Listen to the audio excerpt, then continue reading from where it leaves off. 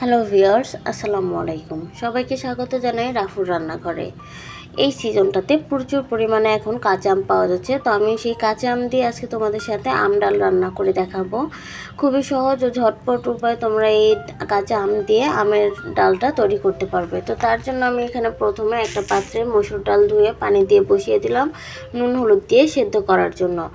কিছুক্ষণ পর যখন ডালটা এরকম সেদ্ধ হয়ে আসবে, তখন আমি একটা ঘুটনির সাহায্যে খুব সুন্দর করে একটু ডালটাকে ঘুটে নেব, যাতে এর মধ্যে কোনো দানাদার ভাব না থাকে। তো ঘুটা হয়ে গেলে এবার আমি এর মধ্যে দিয়ে দেবো একটা কাঁচা আম। আমি আমটাকে আগে কেটে ধুয়ে পরিষ্কার করে রেখেছি টুকরো টুকরো করে। এবার আমটাকে দিয়ে আমি কিছুক্ষণ নেড়ে চেড়ে সেদ্ধ করে নেব।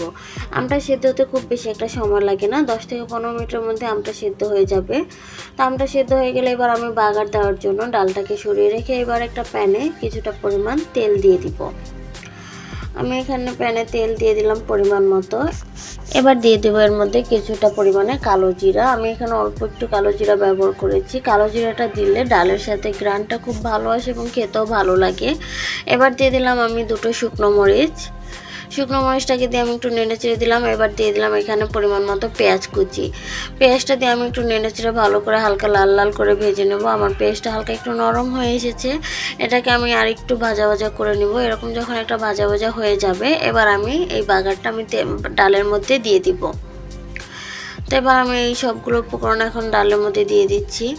তো ডালটার মধ্যে আমি দিয়ে আরও কিছুক্ষণ একটু জাল করে নেব 10 মিনিটের মতো। ডালটা যখন একটু ঘন হয়ে আসবে, তখন সেই পর্যায়ে আপনারা আপনাদের পছন্দ অনুযায়ী নামিয়ে নিতে পারেন। আমি এবার একটু ডালটাকে বলক নিয়ে আরও কিছুক্ষণ রেখে এবার নামিয়ে নিলাম। তো তৈরি হয়ে গেল আমার খুব সহজেই আম ডাল। তো রেসিপিটি কেমন লাগলো অবশ্যই কমেন্ট করে জানাতে ভুলবেন না।